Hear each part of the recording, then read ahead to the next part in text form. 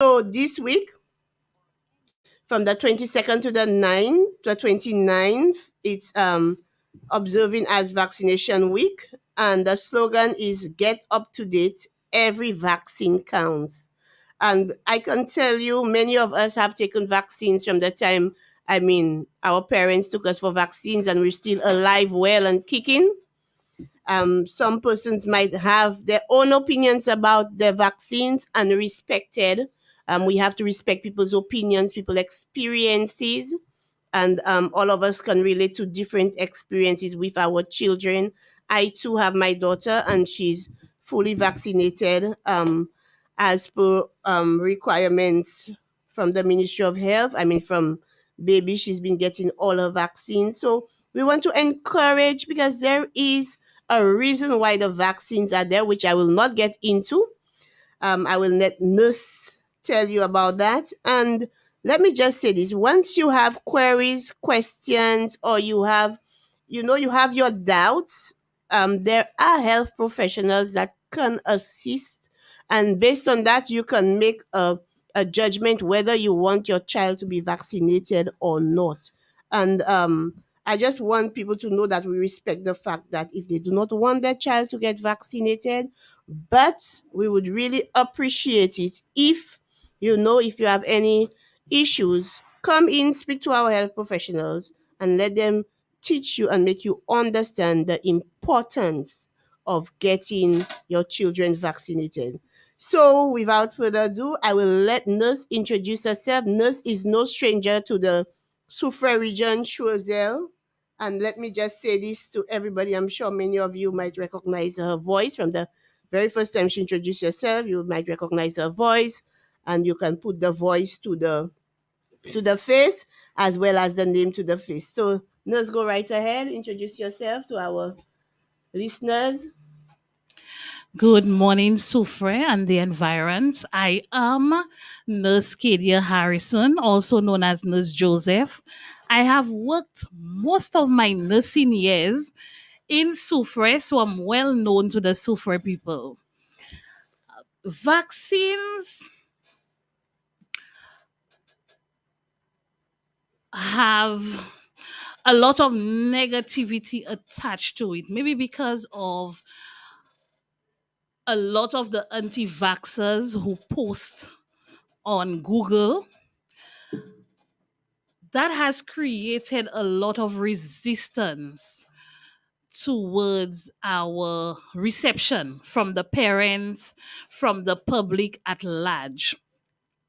But really, vaccines have been there for a number of years and they have proven to be very effective. We were able to eradicate polio in St. Lucia, which is remarkable.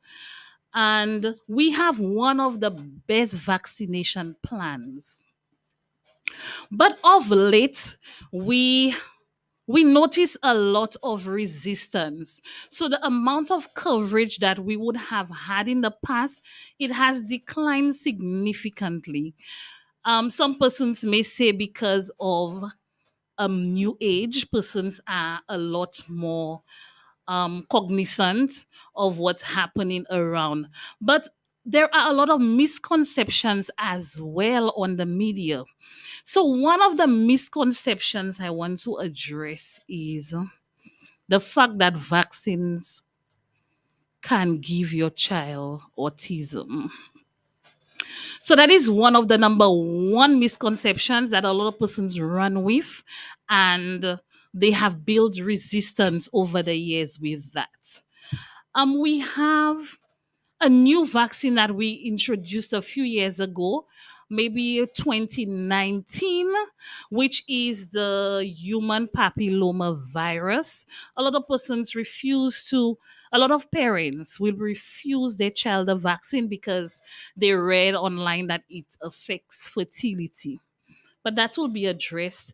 Earlier on, Miss Wilson stated that um, if you don't want your child to be vaccinated, that's okay. Technically, it's not okay if your child is going to a public school.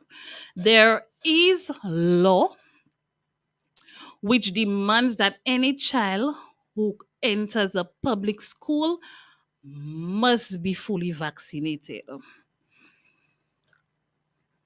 That law is not fully enforced, but of late we're realizing that the Ministry of Education is really coming on board, so they're really liaising with Ministry of Health, so we see a slight improvement, but there is still a lot of work that needs to be done. So with our childhood vaccination, we we start vaccines from birth.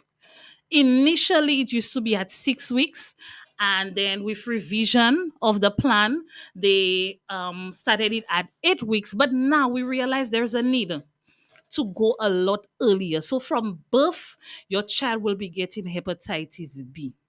So some persons will be saying, but why? As soon as the child comes into the world, we start giving them this poison. No, it's not poison. We realize a high number of hepatitis B infections in St. Lucia. So what is hepatitis B? Hepatitis B is a virus mostly transmitted through body fluid, and it has a very long lifespan. So, for example, if I'm hepatitis B and I'm working as a chef, I cut my finger, there's a high chance that I can transmit that to a lot of the persons who will be served my food because of the high resistance of that virus. Sorry.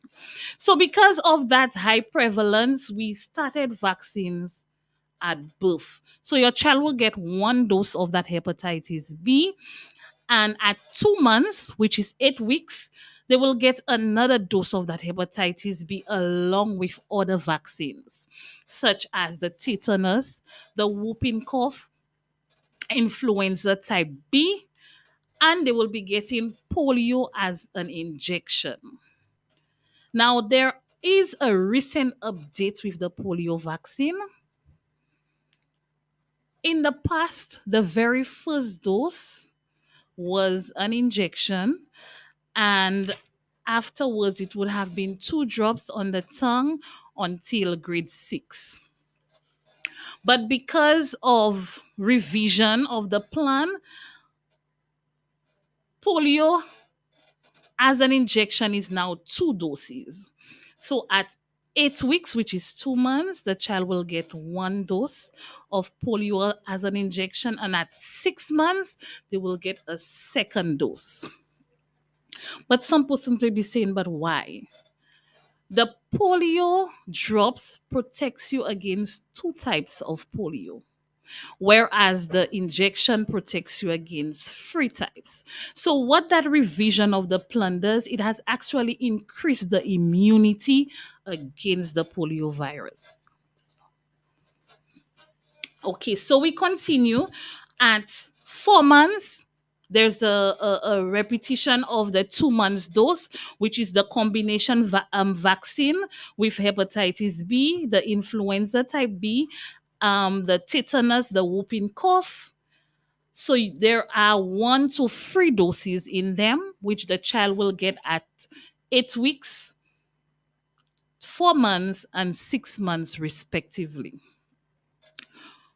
We have the very famous on the market, the MMR with the most resistance, the vaccine that is said to cause autism. So this vaccine, there's 2 doses in the MMR. So at 12 months, which is 1 year, the child will get the first dose, and there's a booster dose at 1 year and 6 months. So at that booster dose, the child will also get a DPT, a DPT dose, and polio as drops.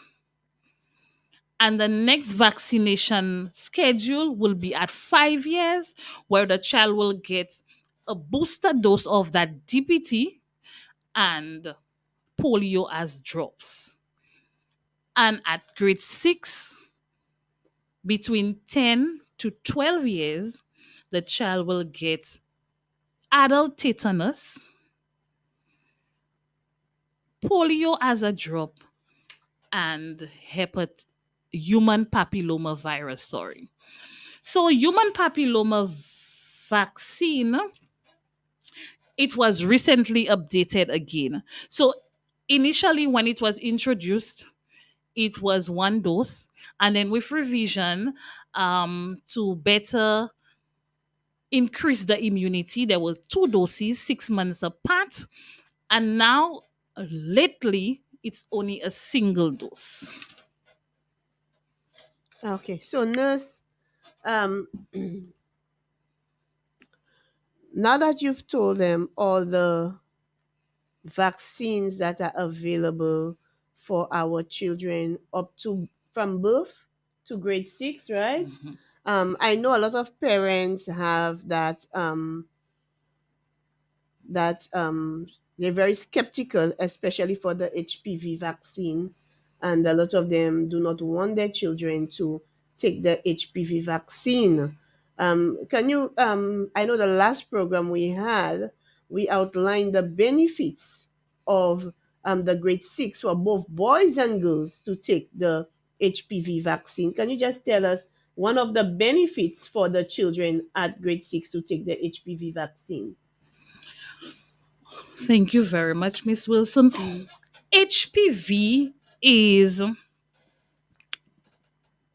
the actual term for HPV is human papilloma virus.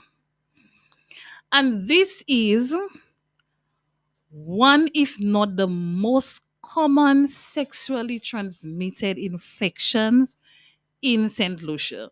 That a lot of persons are not aware that they are positive because of the different types. There are over 100 different types of the human papilloma virus. There are some that will give you the genital warts, and there are some that may appear asymptomatic, meaning that you may not have any signs, but for a lot of the females, it lives on the cervix. That is where it causes all the damage. So, what happens is that this vaccine that we're giving actually protects against the cancer forming types of HPV, which is the 16, the 18. These are the most aggressive types. So, getting vaccinated against that actually helps the body build antibodies, which are little soldiers that will fight and actually prevent the male or the female from developing cervical cancer or cancer of the penis through the HPV virus. Okay. So so nurse, you said that you'll have reviewed, well, the ministry, or by extension, it has been reviewed about giving the vaccines. The first vaccine we were talking about, which one was that again? Well, the very first vaccine at birth is The hepatitis hepatitis B. B. So nurse, as a mother, and I give birth to my child, um, and I said I would not like my child to be vaccinated. I would not like my child to be vaccinated because I have that option to say, yes, I want my Mhm. child to be vaccinated. No, I do not want my child to be vaccinated, right? Yes, you do. Thank you. So therefore, as a nurse, I mean, I come and I say, nurse, I do not want my child to be vaccinated. What would you say to that mother to help, um, well, convince that mother the importance of taking the vaccine, the child taking that vaccine, starting from the hepatitis B and the other vaccine or vaccines in general? Because some people have that strong notion they do not want their children to take the vaccine. It's against their religion too, for the children to take the vaccine. So if I come, I say, please do not vaccinate my child. So as a nurse, what would be the approach? Well, the talk about the vaccines at birth starts at the health center. Well, it should start at the health center during one of the antenatal clinics. So, where the mother is informed that there is a vaccine that the baby will receive from the time the baby is born, what is the vaccine for, the importance of the vaccine, and so forth. So it should not be a shock for the mother at that point in time when she delivers to actually be all frantic and say, no, no, no, I do not want my child to be vaccinated. That should have been a discussion with the client and her healthcare giver, and that should be communicated to the hospital that she's going to be delivered.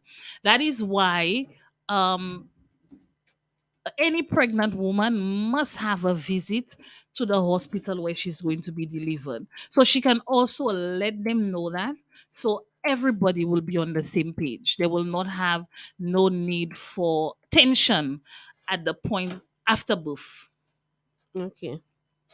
I'm very glad that you said that, nurse, because Without cutting you guys short, I think I have a message here. Well, it's more like a question.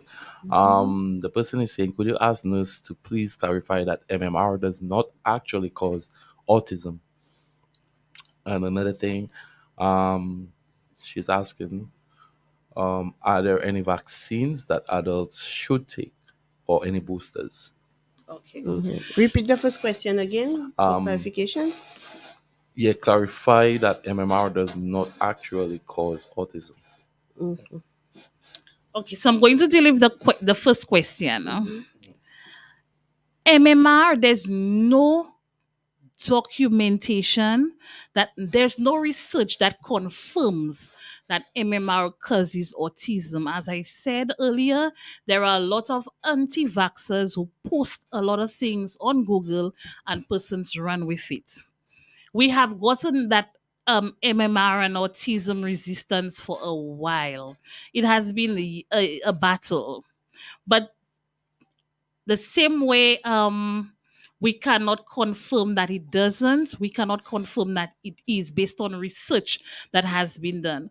We have gotten persons who refuse to vaccinate their children because they said, well, MMR causes autism, and the children are still autistic despite the fact that they never received the vaccine. So, hence the reason why there is no data stating that MMR directly causes autism. And the second question, can you refresh the second question for me, please? Sure. Um, are there any vaccines that adults should take or any boosters? Oh, yes, we do have vaccines for the adults. The very famous tetanus. It's you get your first adult dose at 12 years or in grade 6, and you take a booster every 10 years. We also have the influenza, the flu shots that we give to adults. It's a yearly vaccine that you take. We also have MMR is given to adults as well. So for children who did not receive their 2 doses in a lifetime, because to be fully immunized Mm-hmm. against MMR, you need to have 2 doses in your lifetime. So if as a child you received one, as an adult you can receive the second one, so you can complete your vaccination plan. There's a vaccine I missed out in the childhood vaccination as we on MMR is BCG. I was wondering about that one. BCG is given at 8 weeks as well, and it protects against tuberculosis. We seldom have resistance when it comes to BCG. BCG is well received on the market, except if that child is an American child. So the Americans don't believe in the BCG vaccines. But other than that, we get very good reception with BCG. So BCG, a lot of persons may not know what is BCG, but BCG is that vaccine that you get on the arm that leaves a scar. It is typical. You cannot confuse BCG with any other vaccine. It's given on your left arm and it will leave that scar. It's a one in a lifetime dose. I'm a victim. So, just just to assist with the autism and the vaccine, the MRR vaccine, if persons want a little bit more clarification, I just pull up um on the CDC website as well as the WHO website. It gives you, it outlines your concern about autism and the MMR vaccine, and it gives you further explanation why there is no correlation between the two.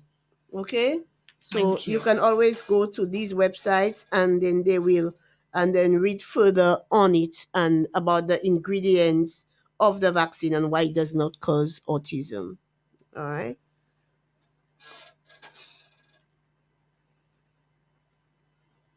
So, nurse, I was saying about the BCG. A lot of people believe the BCG is the mark of the beast. I mean, I mean, I've heard people say that.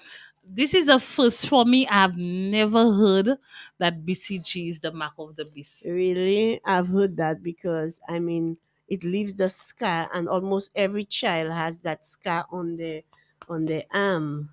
So I know that's a myth, but then, I mean, since that's the first time you're hearing it, I mean, being on the ground, you hear a lot of things, Yeah. and you're wondering where people get these things. But I've heard people say the BCG is the um, mark of the beast. Um, I know that one is far fetched, but you get it everywhere. So let's continue. Let me just ask another question since it's about vaccine. I am all about assisting persons about ensuring. But nurse, one of the things that you know parents, sometimes you go to the wellness center and they tell you, okay, um, you cannot get that vaccine here, but you can go to maybe at Lafag, but you can go to Etangs and get the vaccine because there are not enough children to get that vaccine. Can you explain to some of the parents why it is important that sometimes they cannot open the, was it the The bottle, vial. the vial for only one child, and because you have to network with your region and find out where they're offering that particular vaccine so that parents can go to that wellness center and get the vaccine and not be, oh, I come there and they cannot give me the vaccine, they have it available, and so on and so on. Okay, I'm happy that you brought up that question because that's issues that have been expressed in the past. But there should be proper communication between Mm. the healthcare giver and the clients. BCG is the only vaccine that is given in a batch, meaning that you need a group of babies in order to open that vial because it's a 20-dose vial and you cannot leave it in the fridge. The moment you open it and you mix it, you have to discard whatever that was not used. So hence the reason why we group the babies. We schedule them in such a way that we have at least a group that can benefit from the BCG when you open the vial. At least 20 to 15 babies is sufficient for a BCG appointment. Hence the reason why we refer to a certain center for the BCG. So in our region, as we're on the BCG topic, in our region, we have two centers that offer the BCG, and it's every third Thursday of every month. So we have the Itangs Wellness Center and we have Sufre Hospital. So these two centers offer the BCG on the same day, Is which this, is the excuse me, is this just for the Soufre Basin? it's for the Sufre Basin. Vieux Fort will have a different day. But for our region, it's Etangs Wellness Center and Sufre Hospital on the third Thursday of every month Awesome. from 9 a.m. Also, they don't offer it at Lafag. No, Oh, it was at Lafag in the pass. past, Oh. but it moved to Etangs and it never returned to Lafag. Oh, okay, So baby. whilst Lafag was under renovation, being made a smart center, Mm-hmm. we had the vaccines being given at Eton's. And when we returned to Lafag, the location just stayed for Eton's. Oh, okay. Well, I know that's where my Yes. daughter got. So what happens there? People from Chozel just has to go to Go Beaufort. to go to Um, Etangs. Etangs or yes. okay. So our clients from Swazel, they go to Etangs or Sufra, whichever one is most convenient for them. And we have not had an issue.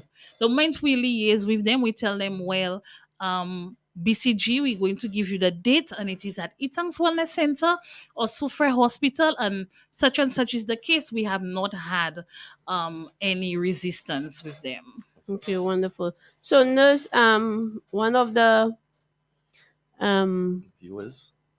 viewers says she joined in late, but are there any stats that you can give on St. Lucia as it relates to HPV rates? I don't think you might have that with you. No. No. And also, which is the most prevalent form of HPV in St. Lucia? Do you know that information? I do not know that information. The most prevalent form Mm-hmm. of HPV is not known because we don't really screen for the type. So if you're positive with HPV, we don't screen you to see what type exactly that you're carrying. But based on our cervical cancer rate in St. Lucia, I can safely state that we have a high prevalence of HPV because cervical cancer is predominantly caused by the HPV virus. Yeah. And she was saying, what about Choiseul region for the HPV? And what you were saying about the BCG in Choiseul is that since Lafag used to offer it, and since Itangs is offering it now, everybody's okay in going into Itangs. Although the person said, I believe we should. Oh, that's Kina. Oh, hi, Kina. I think we should advocate to bring it back in Choiseul. Um, do we have a lot of babies in Choiseul so that we can bring BCG back in Choiseul? We don't have many, but okay, we don't have many. Mm. Kina, you hear that? We don't have many, so maybe our Choiseulian young ladies need to start having children, Yeah, so right? maybe if the fertility rate increases, definitely that is an option. Okay, Miss Nicholas, thank you so very much for the feedback. Um, Nurse, I was saying, all our wellness centers offer the vaccine. That's Magouge, um, Delse, Lafag, Echangs. Which one I'm missing? That's it, Lafag. So if you live in the area Fonseca. Fonsejac, oh my goodness, Elry's gonna kill me. Fonsejac. I mean, if you live in the region, you could always come to the wellness centers and speak to our nurses, which they are very, very happy. Um, they are very, very happy when clients come to the wellness center. Another thing I want to say too is patience by parents. I mean, parents come with the baby. We know some of the time the children are fidgety, they start crying, and so on. And there are so many parents that are there before, but one of the things I realize, a lot of parents are impatient at times, and some parents need to exercise a little bit more patience because different things are happening during the vaccine. So the nurse, I mean, you might have questions, you might observe the child, the parent might have concerns. So, just be a little patient, especially when you bring your child to get vaccinated, and don't feel that the nurse need to rush just because there are 20 something parents out there waiting for the children to get vaccinated, because you want your child to get just as you know good service as every other child. Somebody said, oh, wait, somebody said I'll start making children. Yeah. Yes, nurse said you need to increase the fertility rate. nurse, one of the things we want to think, a lot of children when they start understanding and they've had one or two vaccine, it tend to create a fear, and sometimes parents themselves create fear in children, saying, oh, I'll bring you for the nurse to give you an injection. I mean, what advice do you have for these parents? Well, number one, I discourage parents from telling the children that phrase because it presents the nurse as a villain. So the child will feel like every time I'm going to the nurse, it's for me to cry. I often tell parents, do not, if you're coming to clinic with the child, do not tell the child that you're coming to clinic to get a prick. Because that's not all what we do. We play with the kids, we see where they're at. So you have to present the visit as a nice encounter so that children will not build that phobia. And it's a normal response because I was a child and I could tell you I was terrified of vaccination. I used to bribe the nurses, tell them I'm going to bring them whatever they want as a child, just so I'll not get the prick. Mm-hmm. So it's fear is normal for a child to feel towards an injection because of course it hurts. But the nurse need to coerce, speak to the mother, try to calm the child, make it feel like a wonderful experience. Don't just come grab the child arm or grab the child leg and just stick a needle in there and turn your back. No, you have to make it as graceful as possible. uh Somebody was saying, I think it was my colleague Fawn was saying, what can, oh boy, I do not know where the question went to. Um, what can be done so that, uh, okay, what would nurse suggest to parents in terms of making vaccination less distressing for babies and children? I think nurse answered that question a while ago. Mhm. Yeah. And I was reading something, I think Fawn sent it to me. I mean, when you, as a parent, when you bring the child for vaccine, one of the things, you can always bring the child favorite toy with Mhm. them, just to make the child feel happy going out and so on. So I mean, so that the child, less fear can be created. Because even we as adults, I mean, we are afraid of needles, we have needle phobia and so on. To see grown people during the vaccination drive had to cry, you had to hold their hands, far less for a child, And even faint. and even faint. So that goes without Mhm. saying. So parents, you have to be a little bit more understanding, especially um, going out there and bringing your child for vaccine, and don't threaten the child. That is it. Don't threaten the child, say, oh, I'll make the nurse give you an injection and so on, creating that fear from a Mhm. very, very early age. Um, any more questions? Is Romanus on?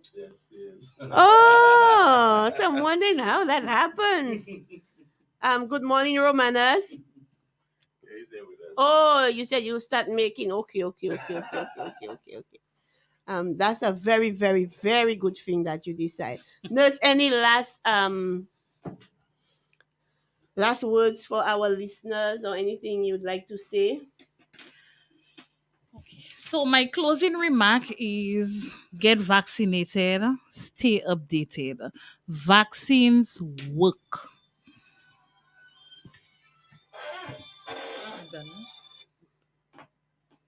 Sorry about that. I don't know this on my phone. Um, yes. That's your closing remark. Yes. All right. Let me just say, to all parents and I mean persons that are planning, couples who are planning to have children, um, and so on. Our wellness centers are open, and our nurses are professionals that provide the assistance that you need, not only for vaccines, even if we're speaking about Mm-hmm. vaccines, but other services that are available within our wellness centers. We would like you to take some time.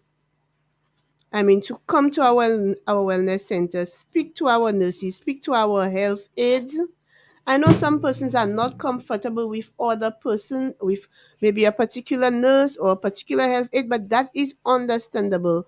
We have various centers throughout the region, and you can take some time to get to know the nurses within our region. Each nurse have their special quality, I can tell you that. And each nurse is there to provide you with the service that you need. Um, also, I know for vaccines and other services, sometimes we know we have a lot of persons working in the hotel, right, nurse? Mm-hmm. We have persons different jobs. They work up north. In the event that you cannot make it for your appointment to take your child to the to take his or her vaccine, don't hesitate to call the nurse or the wellness center and speak to the nurse about the issue why you cannot maintain the appointment. Right, nurse? And from there, they will guide you accordingly. I know a lot of people forget the appointments. I know some people they have emergencies, and it's all about your approach too. If you know you could not make it for the appointment for the child's vaccine, I mean, speak to the nurse and the nurse will be able to guide you, or they might send you to another wellness center, or assist you at the time or the day that is convenient to both of you. So don't hesitate and to speak to our nurses at the wellness centers or our CHAs, and so that they can help provide the service to you. I mean, we all are not perfect, so we don't expect everybody to maintain their appointments, although it would be ideal. But in the event something comes up, don't forget to call nurse or call the wellness center, and don't wait for the child's other vaccine dates, right, nurse? Mm-hmm. But by doing so, the nurse can guide you accordingly. Um, just a few announcements.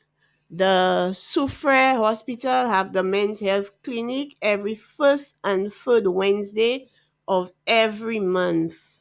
We're encouraging the men to come out, come and speak to our doctors. I mean, it is a one-on-one discussion with your doctor. And if you have any health concerns, or you might just want a general checkup, every first and third Wednesday of every month. We're seeing a few men, but the numbers are low. So we want to encourage, especially our young men between the ages of 20 and 40. Come build a relationship with your doctor.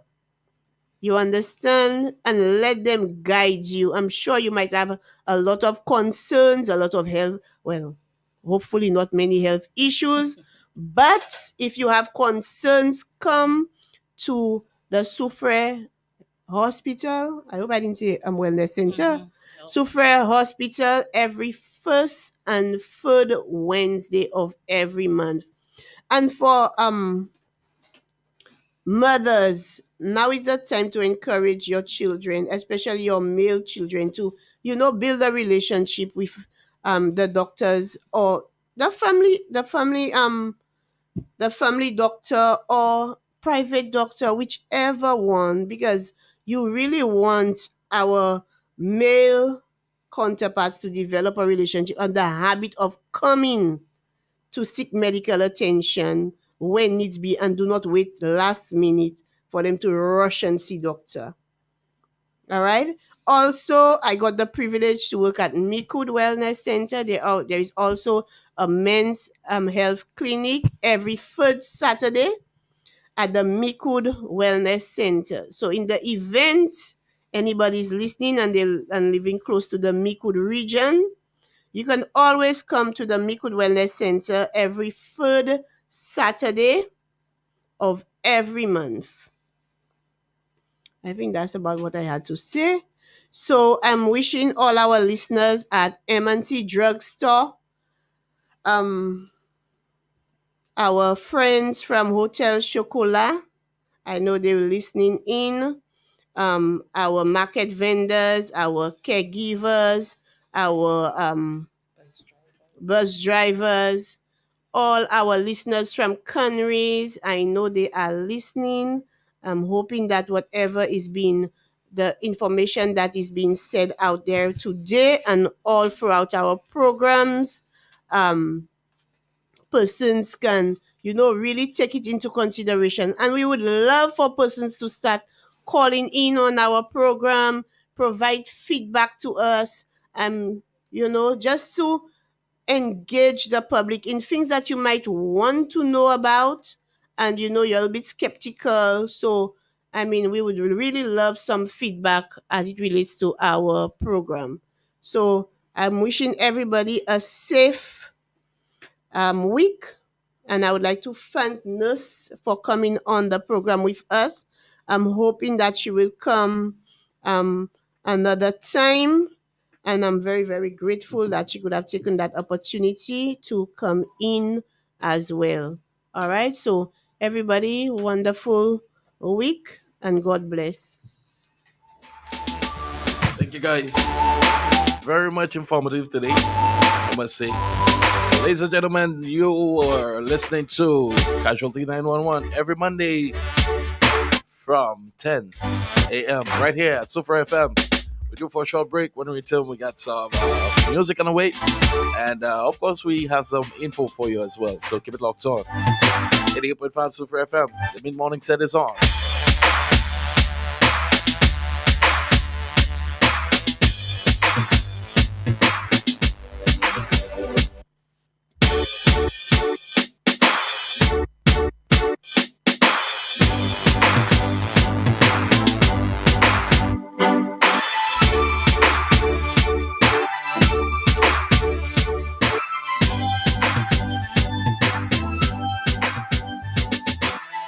Casualty 911, 10 a.m. to 11 a.m.